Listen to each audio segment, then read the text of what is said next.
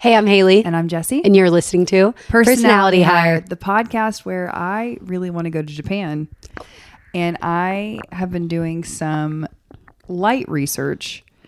And what I've been looking at specifically are vlogs of Japanese salarymen, which is what they call a man that works in any sort of industry and sits at a desk in like an office all corporate day and makes a salary. That's a corporate baddie. Yeah.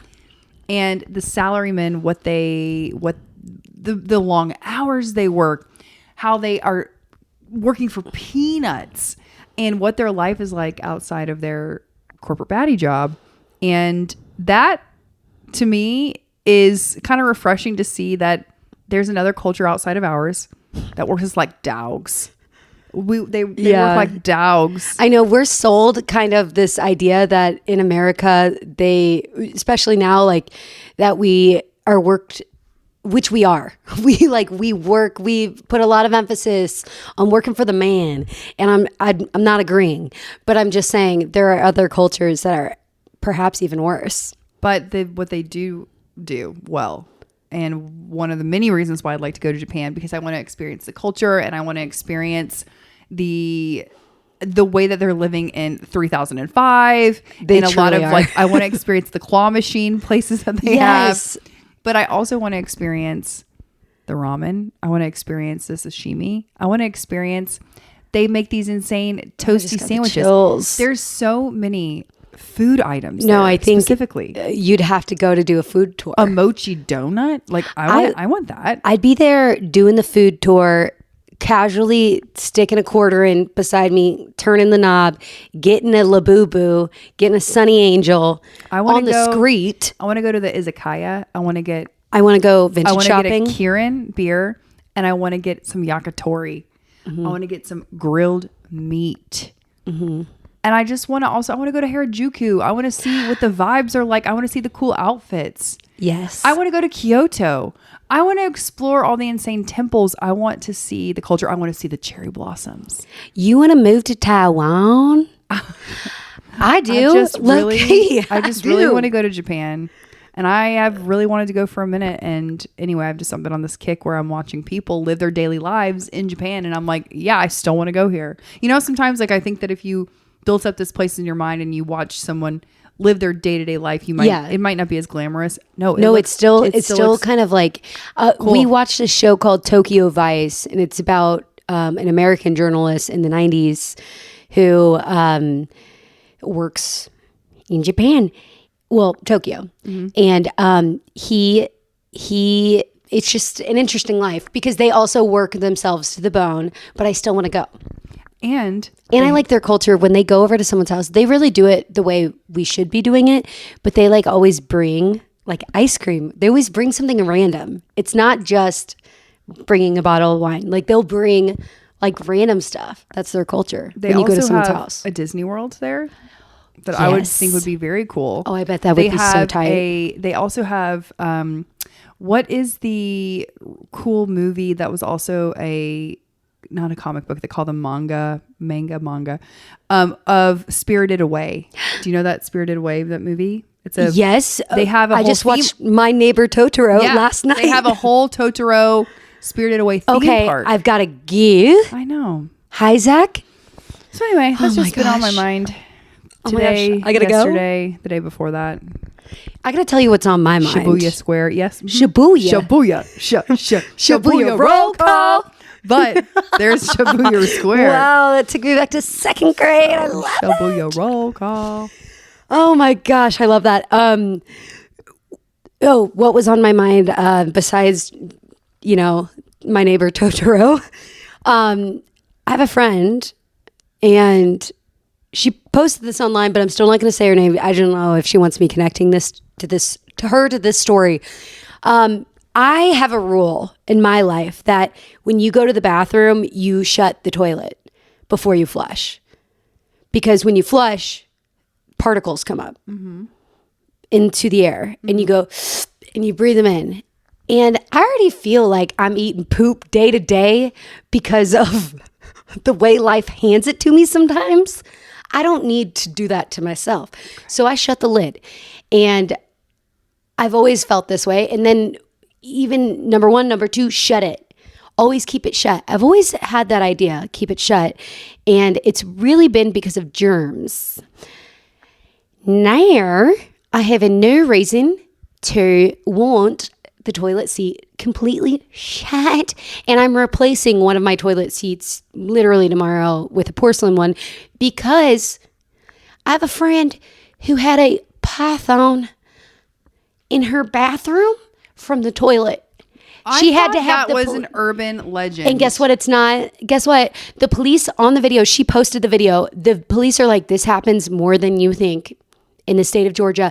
And if you recall, a few months ago, I said on that very rainy day when I was driving into my neighborhood that I saw a wild python slashing and whipping around because it got hit by a car.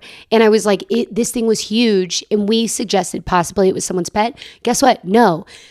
People, the pythons are killing all these animals in Georgia. It's apparently a huge thing, but it crawled through her toilet seat. It was on the bathroom vanity. Her husband went to the bathroom and saw the python on the vanity. Can you imagine? Can you imagine? I didn't know the python community was out here destroying lives like that. Destroying lives. Apparently, I told J-Dog about it, which, by the way, happy birthday, J-Dog. But he was telling me that he named a mountain. He named a mountain, and he said it's being destroyed right now, like the population of rodents, of animals. Oh my gosh! Federal report shows python spreading to Georgia. Yep. Because oh no. Yep. Oh, no. And I saw the video. Of this. It was real. Like, this is someone I know. So close your toilet seats, hide your kids, hide your wives, hide your small dogs or your big dogs. They're Burmese pythons. In a really big. I also just feel like I don't, I'm very staunch in my stance that I'm not going to touch a wild critter. And I'm going to hope that if I don't touch it, it will not touch me. And so far in all my years, that has been the case. Okay. What I don't understand about snakes specifically is that they're the one thing where I look at them and I'm like, no matter if I touch you or not, I don't trust that you have the same pact with me that I have with the rest of the animal kingdom. Have you ever seen The Jungle Book? I've learned all I need to learn. I also know that unfortunately Have you read the Bible? I had a large snake fall on my head. Yes, I'll never. At one point in my life. And snakes just... Okay, wait. This was the other thing. She said the police officer said it could have been living in the rafters and somehow got into the pipe system. Sure. And it was maybe eating things in the rafters, which is possibly what was happening with you. Sure. Well, yeah. I mean, in our... we lived in a rural area and they were just seeking shelter so she could have her babies and have them fall on my head. Anyway, that's so disturbing. And I really try hard again not to like... I don't like snakes. I'm sorry. And I know that might be something where someone's like, I love reptiles. Reptiles never did anything to you. That's fine. Everybody can have their own things. Freaky. They're freaky. And I don't like them. Oh, and I can't believe that there was pythons coming out of somebody's turlet. Absolutely not. But here's the thing. If it's a big enough python, a strong enough python, I'm not saying this to say that it's not a good idea to keep your toilet completely closed. I mean, he could poke his little noodle right out of there. Well, that's why I just want to double up and just get a porcelain toilet seat cover. Just a little bit heavier. Just a little bit heavier. And they don't really make those anymore, by the way. You could also buy a toilet lock, like for when you have toddlers running around. Yeah. You can lock your... Let's start locking up our toilets. Yeah, maybe... Also, I mean, I do live on the third... I have a condo on the third floor, so I think I'm a little safe. I think it's going to be less likely that I have a python try to get up here. I have a feeling that it's going to find kinship with my neighbor who lives below me and possibly move in with her. Because, she's also a wild animal. She is. So I have a feeling that I won't have to deal with this here, but I may have to deal with this sometime in my life, and I don't want to. I don't want to. I just think too, if a snake pops up in your life randomly like that in a really obscure, scary way, what is the universe trying to tell you? You know, is that a sign about something? Is that a sign that like, is there someone that's kind of trying to where's God trying to tell me something? Yeah. Like, I don't know. I do think about, I mean, we just talked about this, that I will internalize things and take them and move them into something completely different. Jessi and I were just I was talking about a person we knew, and then I related them. I felt bad about something because I related them to watching toddlers play at a playground. I turned it into something I didn't need to turn it into. And I felt an amount of empathy that wasn't required. And I feel like, if you're watching on YouTube, I'm trying something new today. I have my laptop out, and I also Women in STEM. Exactly. I'm just trying to give us real time. We also look like ninjas today. We do. Or secret agents. We do. We're in all black. Also, I'm having to type with one finger with a claw, but I'm hoping you can't see that. But snakes, I just like look, you know, we all know that snakes can symbolize like sneaky snake, whatever, but it also can include healing, wisdom, and medicine. So I don't know, maybe the python was coming and he said, I have my doctor bag. I'm here to help. Did you ring? Did you come? Maybe because they have venom. Can we make some medicines using snake venom? I mean, anti-venom, obviously, like some that's going to contain some of the venom if you get bit by a snake. But so they can also represent evil, temptation, and danger. Also transformation, rebirth, and renewal. So rebirth, coming out of the toilet. This toilet python. Your turd is now a turlet snake. No thanks. No. Would rather not. Also, the man, her husband, or whoever was speaking in the background was like, I had gone to the bathroom before I noticed. Because it was all the way, like it was coiled around a bathroom shelf, like a little shelf you put on top of your vanity with skincare. Oh, he was already out of the toilet. He was out of the toilet, wrapped around a shelving, like a little cute gold little corner shelf on top of a vanity. Yeah, no, imagine you sit your butt down on the toilet and then you get and then you get on your booty cheek. Something starts biting on your booty cheek. And it's a Harry python. Potter. Kill. This Jenny. Hello? I'm just thinking of Slytherin. Oh, okay. Yeah, I'm thinking of the snake. I never watched that. But that's scary. What you're gotta saying watch, right now. You know, it is scary. It is really Harry Potter scary. done told me. I'm not down with the snakes. Yeah. I'm not down with that's a freaky little story. And I would like to extend my deepest condolences to your pal who had to experience that. And she handled it quite well. Keep your butt cheeks safe, because where there's one, there could be two. Okay. And with that, I, the other day, was hanging out in my sunroom, which is an enclosed sunroom. There's no reason that it needs to be exposed to elements. I look down and I think that I see a small child's toy. And I'm like, whose small child's toy is this? It's about this big. And it was brown. And I know what you're thinking. It was a dog turd. No, it wasn't. It was a baby lizard. And I did lose my mind. Like, I know it's small. I don't care. I lost my mind. I went to go get a paper so I could scoop it and take it outside. By the time I got back, it was gone. It was gone.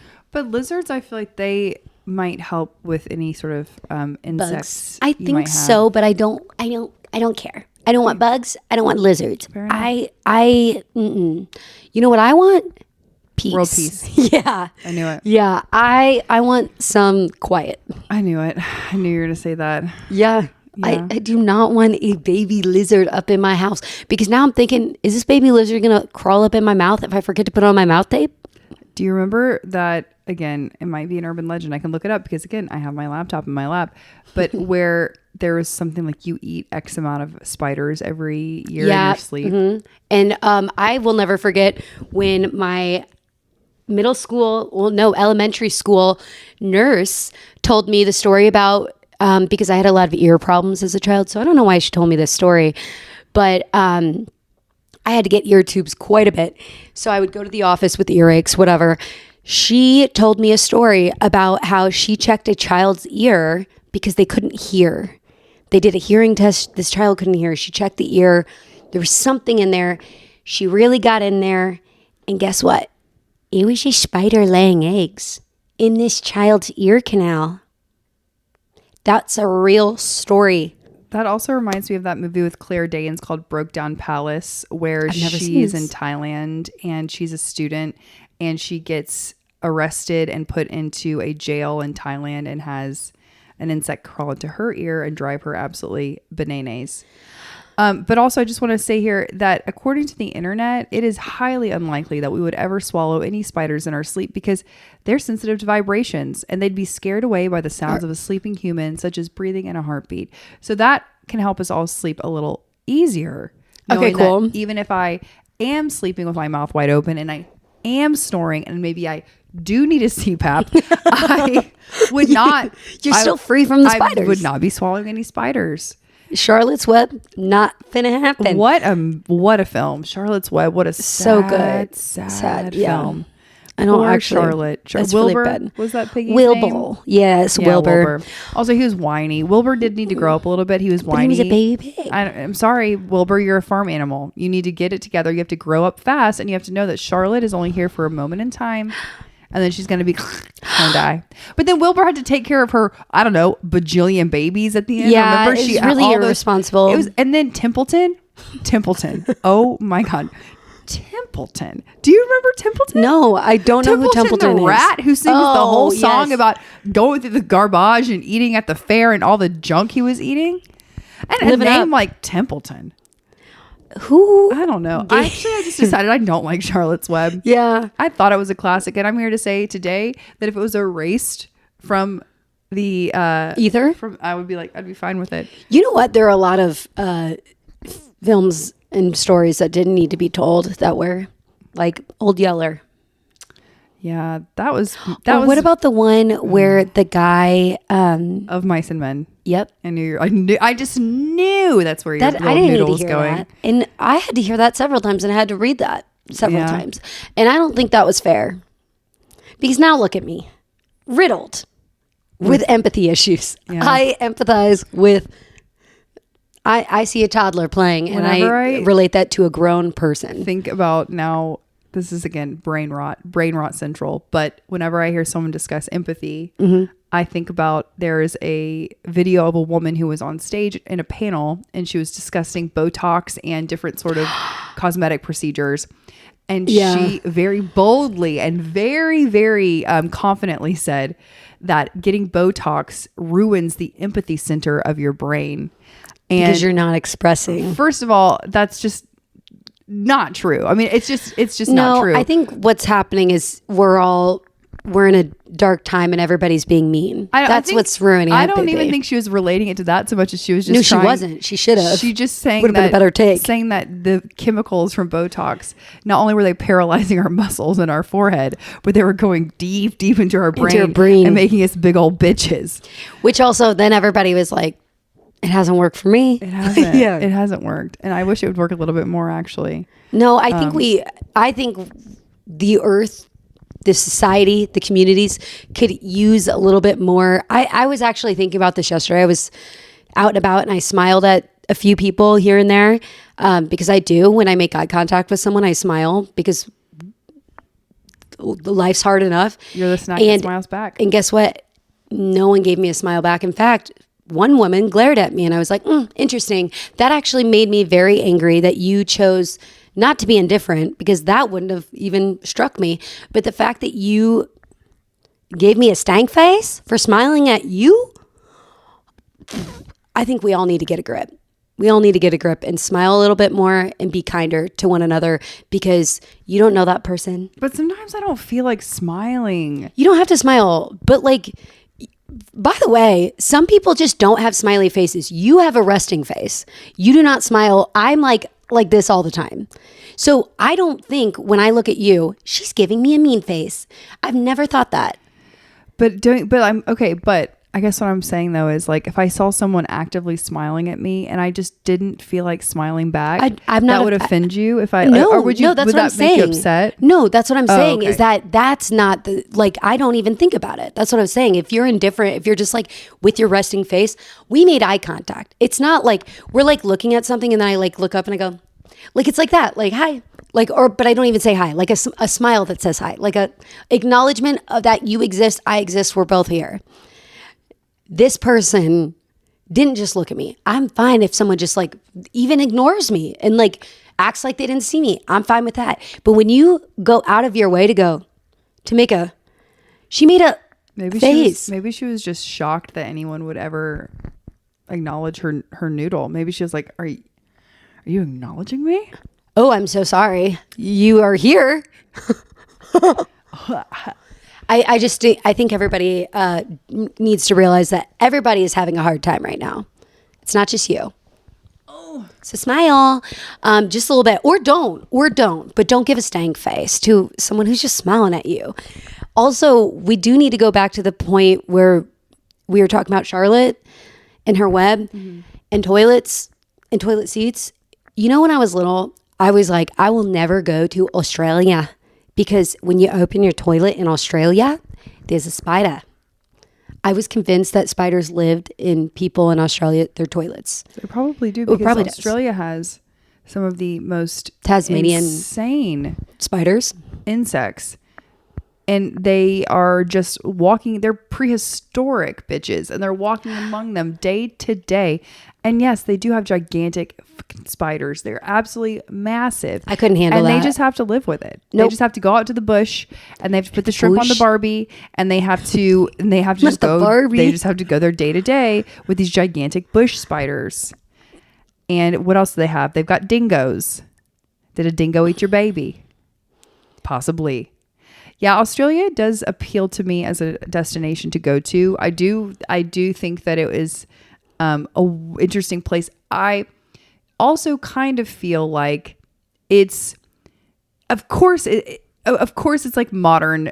The culture is modern, obviously. It's a modern country, but the fact that it's got the bush and the Aborigine, Aborigine culture, and there's just something about it that is a little bit kind of like wild, wild west. Like maybe I shouldn't go there because I'm not prepared. I'm not equipped. I am too soft is what I'm saying for Australia. Like I'm too soft. Yeah. Like I think I would make Steve Irwin extremely disappointed in me if I went to Australia. He was Australian, right? Yes. And he was very smiley too. Isn't his son on Dancing with the Stars right now? Yeah, he is. Is he going crazy? Is he doing well? He's killing it. Oh, which good. Bindi won several years ago, which I didn't know Bindi was old enough to be on it several years ago.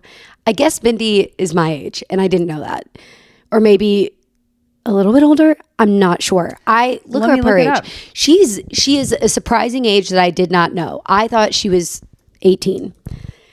But she won, I think 2018? 27. Oh, younger than me. Does she have 2 kids? She's maybe 1 kid. I don't know. There's something about her that I was like, how were you that old? When did she compete with dancing? 2005. What? No, that's the show has been going since 2005. I was like, wait, she was in 2nd grade. I don't know. Bindi Irwin. But she won. Anyway, Robert Irwin is absolutely slaying the house down boots. 2022? No, oh my gosh. 2015. She was 17 years old. Okay, see. Good for you, That's Bindi. why I was like, this was crazy. And anyway, she danced with Derek Hugh Huff. Yeah. That's Juliana Huff's brother. Yeah. Who she is also. And now he is a judge, and Juliana. It's like the host. Juliana is the host, and she always puts her foot in the mouth. And I think it's so bad sometimes. She's just like, I don't think she's good at improv. Let's just say that. But it almost makes the show better. Like I'm waiting to see what she says. What kind of weirdo stuff she says? Yeah, she's hilarious. But doesn't mean to be. But Robert Irwin's slaying the house down boots, crikey style. So good. Good for him. Yeah, he's really good. Yeah, he's in my like top 3. Good for him. Yeah, that's really something. I mean, like you hit your dad's legacy. Like you're really seeing how far it can go. You know, like you love animals, you love dancing. What else do you love? I want to know because you seem like a nice person. He does seem like a very kind person. He's very like, PG. He's like his dad. You know what I've been seeing a lot all over the news lately is the media tour for All's Fair, which is Kim Kardashian's new show. And it's been a wild ride to see all of the press that she's doing with a pretty incredible cast. I mean, Sarah Paulson, Glenn Close, not Kate Blanchett. No, also Niecy Nash, who's hilarious. And there's somebody else here. I can look it up. But I've just seen, I think that people, what I've seen the general consensus be from it is that people are like, I didn't know Kim Kardashian was funny. And I think, again, that's subjective. You might not think she's funny. I don't personally think she's that funny. I think she's funny because she doesn't mean to be funny. It's kind of like the Julian Huff thing. I think she's pretty dry. I didn't realize she's such a dry person. Naomi Watts. Yeah. Kim Kardashian, Sarah Paulson, Glenn Close, Niecy Nash, Naomi Watts. I don't know who that man is. And Tiana Taylor. Yeah. Oh, yeah. Elizabeth Berkley. Holy smokes. Elizabeth Berkley, famously Jessi on Saved by the Bell. I'm so excited. Yeah. I'm so excited. Do you have any thoughts on All's Fair and what you've seen? Besides what we know about, obviously, Kim Kardashian is a star of this, and that's kind of like a wild casting in and of itself. To me, that's like, she's... I don't know. I just have so many feelings about that, but I'm happy for her. I think it's probably going to be a good show since we have such a great cast. We'll see. I probably won't start watching it for a while because I've got a lot on my plate, but I have seen the interviews, and I think Sarah Paulson is so delightful and funny. That I really like to see her and Kim's relationship in these interviews, and I think they are cutesy funny together. And I did watch the new episode of Kardashians just because I was hearing a lot of buzz about it. So I was like, I had a Sunday, I had a few minutes, so I watched it. And they did a lot about All's Fair on there. Oh, did they? Yeah, because Kim is an executive producer. It's like her show with Ryan Murphy. That's why she's the star. I didn't realize that either. Got it. Okay. It's not because she auditioned alongside Sarah Paulson. She said, I want to act, so I'm going to create and produce this show. Yeah, and Ryan Murphy was like, show me the money, honey. And she said, actually, I don't know how it went down, so I'm not going to say that. But it could have very well likely been something like that. But they really showed a lot on there. I don't know what it's going to be like. Yeah. I have no idea. I do just like, I think that it's fun too to see her alongside these really esteemed actresses, because I think that people are looking at it to see if she's gained the respect of these esteemed actresses. Well, then maybe there's really something. Yeah. There's something to maybe not her talent necessarily, but who she is, because I think that because she's grown up in this reality bubble and being in like the words of Andy Cohen, like famous for nothing. Like she's famous for being famous. And I think now that people have seen that she's gotten this relationship with these people that are very talented and respected in their craft, I think that does a lot for her, obviously her image, but I think it also does a lot to humanize her, because she's been in these interviews where it's kind of like she's breaking down this fourth wall that we've had up against us. She's been this untouchable celebrity for so long. She's really being vulnerable. Yeah. She's been this kind of like, not only untouchable in the sense of like the way that she looks and her appearances, but also untouchable in her media training. Every time she's in any interview, she's perfectly polished. She says the right thing at the right time, and she says it to be just likable enough. And so I thought that from a PR perspective, these interviews are so cool because it's a different side to her that I think that she couldn't do without having these powerhouse women alongside her. Yeah. Because it's not her family. It's one thing where you have to represent your entire family on this TV show, and all the interviews you do are with your sister or your mom, and you're having to maintain this family unit. But it's another when you're independent of that and you're alongside other women that can show a different side to you. I just think this is such a cool move for her from a PR public relations standpoint. She couldn't do this without these women. This is something that she could never show a side of herself with her family. So I respect her for that. And I wonder how that will change the dynamic going forward with maybe her sisters will follow suit, and they'll start to kind of like Courtney unravel.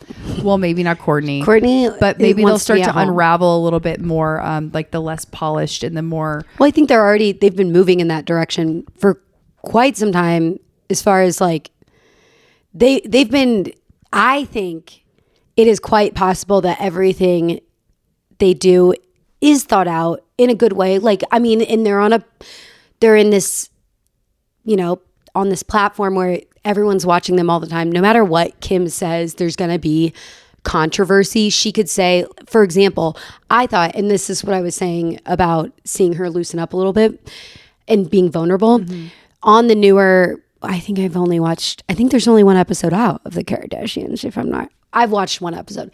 Anyway, she was very vulnerable about where her and Kanye are at, what it's like being a mom and doing all of these things and trying to maintain a schedule. Also the criticism from her sister Courtney of like, why are you working so much? Be at home with your kids. And she was like, but I need to do this. And I like seeing her do that because she has the ability to do that. And if you have the ability to have help and be able to go do stuff and still make North's recital at school, why not? Like, that's so cool. And so I do think that, and no matter what I say about acting, and obviously I'm going to be a little bit crotchety about the acting thing because it's just like the industry is a mess as a whole. And this is just like, it's just, yeah.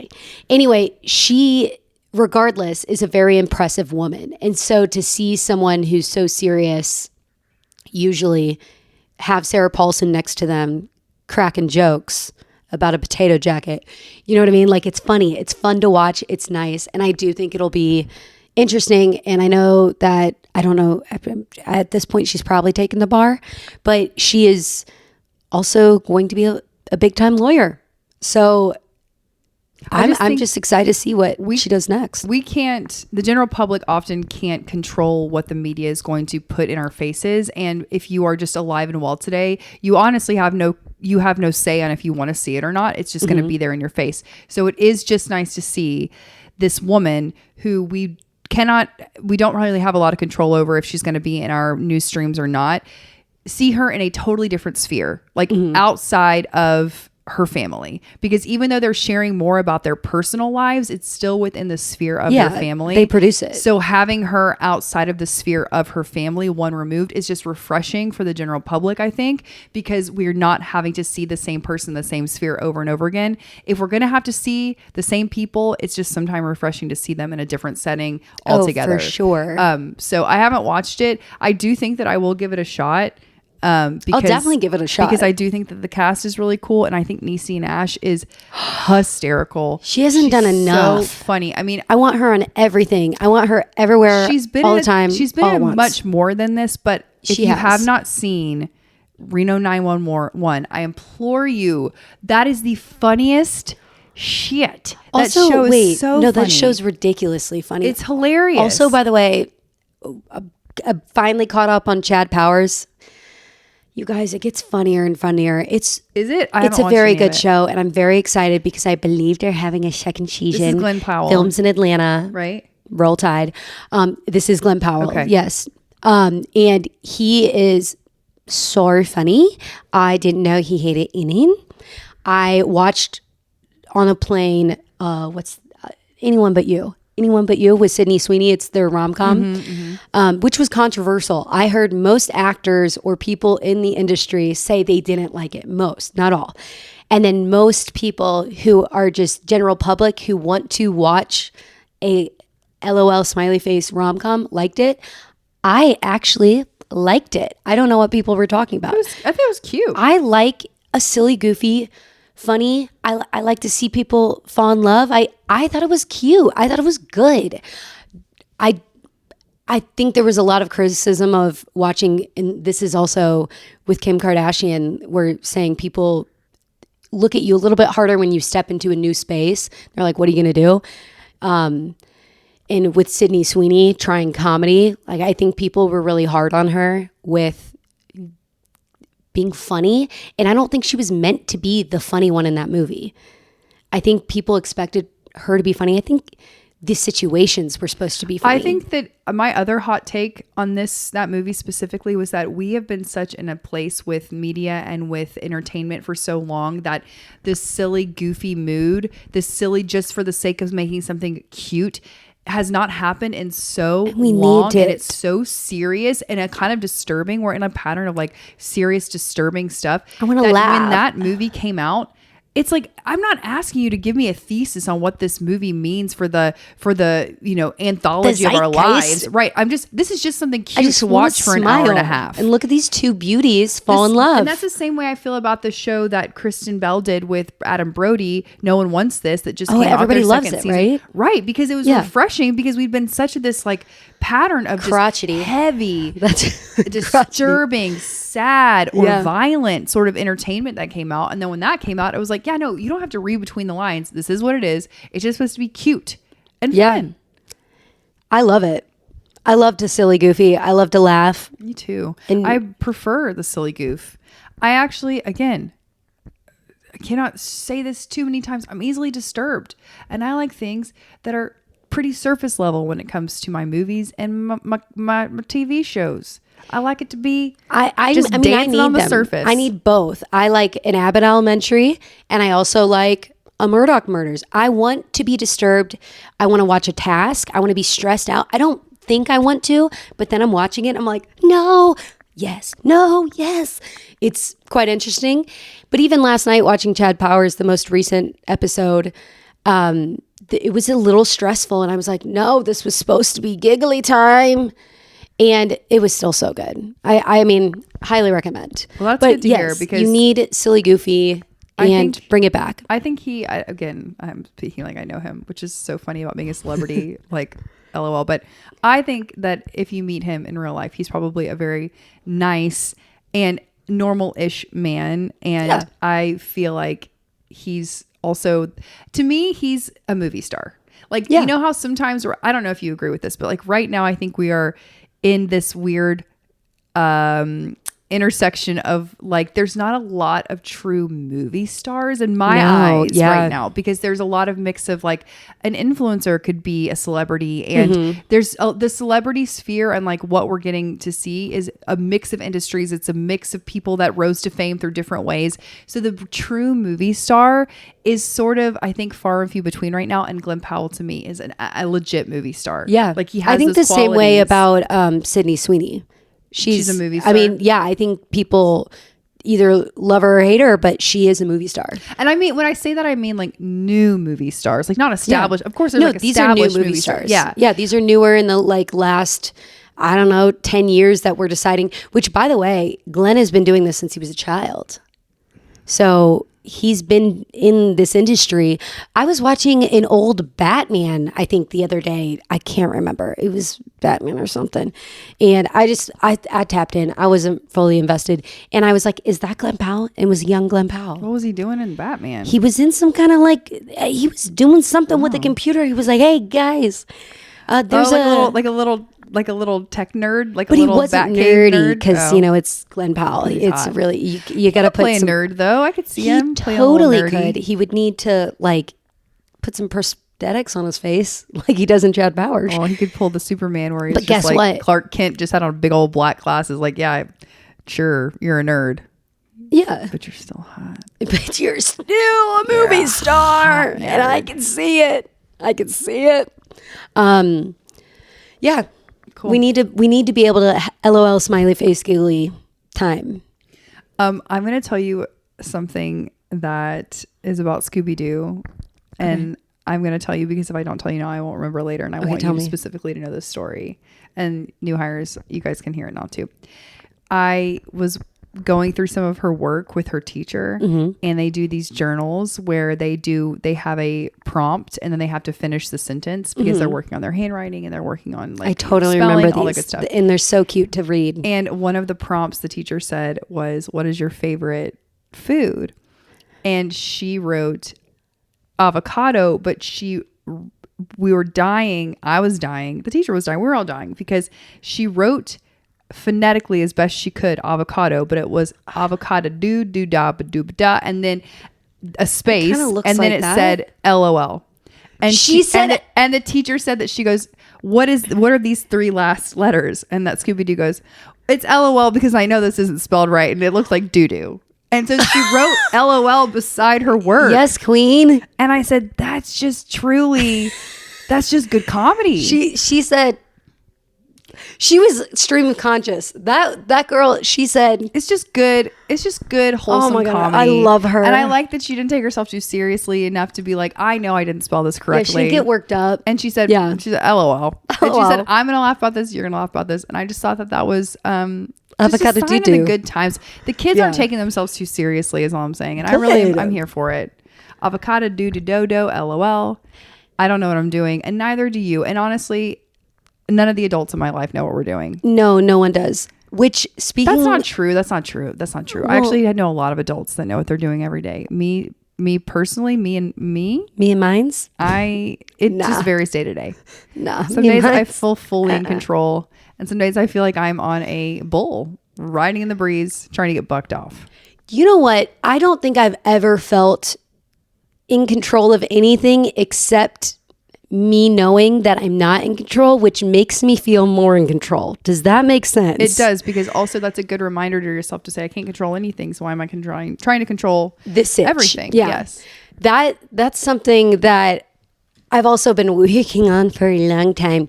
But also, speaking of people who don't know what they're doing and Scooby-Doos, yesterday I was at the perk with the child, and I realized, you know how we talked about we have certain faces. Sometimes you have a face where like you and I both have a face where people are going to tell us something. Tell me anything. Yes. We're going to hear something. We're going to know where you buried the body. Yes. We didn't ask. Yes. We didn't ask. I realized at the park yesterday, and I think I've realized this once before, but it really clicked in yesterday. There were several adults around, and I consider myself one of those.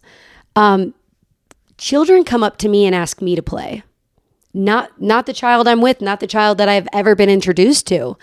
Random children yesterday were asking me to go down the slide with them. They didn't even see me go down the slide with the child that I was with. I have, and I will, and I did. Not with them, but it kind of makes me nervous. I look for their parents because I'm like, I could be anyone. Don't talk to me. But also, I'll start talking to them. Like they'll be like, and ask me a question. I'll start talking to them as I would talk to any child. And then I'm like, I shouldn't be talking to you because I'm a stranger danger. I think that it's different for women. I know that might But I was watching other women stand because you're so right. But I have a friend who has children, and she and I were just talking about this specifically. This kind of thing happens to she and I at birthday parties because children can sense when there is a fun woman in their midst. Okay. And they can sense when they can when they can get that fun grown-up woman to be silly goofy with them. They can sense it. And she and I both have that quality to us, and we both get roped into being like, at I'm gonna a birthday be the horsey party of like, get on my back. Yeah, like, oh no, like, why are you chasing me? Oh no, tickle, like, tickle. Yes, tickling, all that stuff. I think they have a sixth sense for it. They must. Where they come up and they go, you look like you're down to clown. Yeah. And unfortunately, they're right. No, very right. But I understand what you're saying, where you're like, I don't want this to get misconstrued, where I'm speaking to a young child that I don't know. Yes. And I don't want the mom to come up and go, why are you talking to the stranger? Yeah. Yeah, I totally get that. Like yesterday, I saw this little girl. She was standing on the edge of a slide. It was like one of those tube slides, twisty tubed ones. And I knew another kid was about to come down. And this child was following her big brother around, which was so cute because she was like maybe two. She was very young. And she went down the slide all by her lonesome, big girl. And she got on the edge and she stood up and grabbed the lip of the top of the slide. And I could see it. I could see a child coming down and wiping her clean out. And so I stood, and I didn't want to tell her what to do because this is not my child to tell what to do to.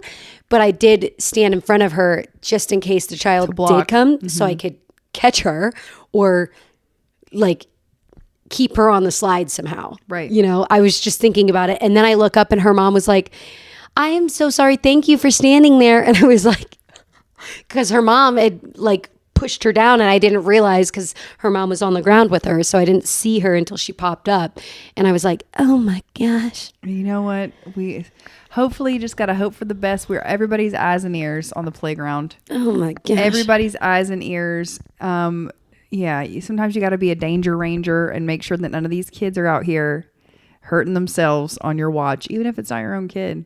Because sometimes too, I don't know. Hello? I didn't know where you were going. I would finish that, but I have no idea. Well, I was going to say that what's like the other part? when my kid sees other kids get hurt on the playground, sometimes it's a day ruiner for her too. Yeah. Because sometimes if she sees a kid get hurt, then I know that she's going to be either more timid around what they were doing, or she's going to be too focused on what's happening with them and want to get in their business. And it can just also be, it's just bad for the whole vibe of the playground. Yeah. So sometimes you got to be a danger ranger for the whole playground so you can still have a good day. Is that yeah? You know no, that makes total sense. But then that flew out of my head. I am still suffering from concussion, I suppose. Maybe that's why you're concussed. Yeah. Conquistadorian. I'm conquistadorian.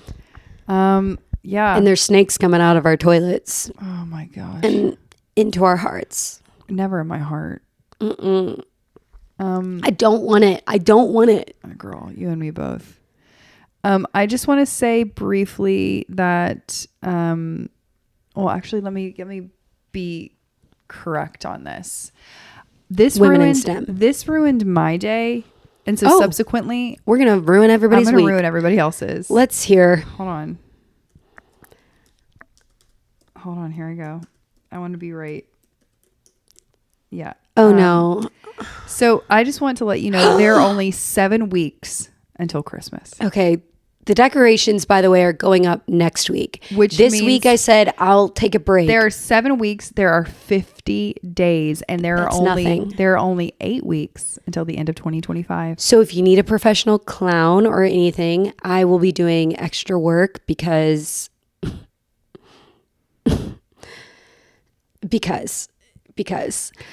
I also it just kind of ruined my day, and I thought I need everyone else to know this too. 7 weeks until Christmas, 50 days, and there are only 8 weeks until the end of 2025. The one thing that I am looking forward to the end of the year is that I wrote myself for the very first time a letter at the beginning of this year that I wrote with a pen and paper, and then I said it and I forget it. And I didn't look at it for the whole entirety of this year. I haven't looked at it. I set goals for myself. I did some hopes, some dreams, all that. So I am looking forward to opening that thing at the end of the year and seeing if I did anything I said I was going to do. I wrote a letter too, and I hid it for myself, and now I'm wondering where I hid it. That happens. I'm going to find it in 2028. That happens. Oh, well then that gives you more time to work on the things that you were working on. Well, good. I'm going to need it. Anything else you'd like to add? I would like to add, close your toilet seats. Please. I would like you to, you don't have to smile at people. If you have a resting face, you do not have to smile at people. But don't scowl at them. Don't scowl. In the middle of a Hobby Lobby in the Christmas section of all places, please. You don't have to acknowledge my presence. But do not give me a stank face. Undeserved. If I do something like crazy and deserve it, full permission. What was the other thing I was going to say? Watch Chad Powers. Watch Murdaugh Murders. Yeah, Murdaugh Murders. Watch that.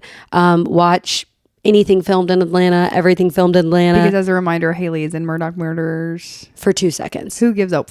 She's in it, baby. It was still fun. She's in it. It was way fun. It's way cool, and we were way proud. And I got to twerk for 12 hours in front of Patricia Arquette. Let's go, baby. Keep that in mind. Keep that 12 hours. Keep that donkey going. And with that, that's wild. And with that, please rate, review, subscribe.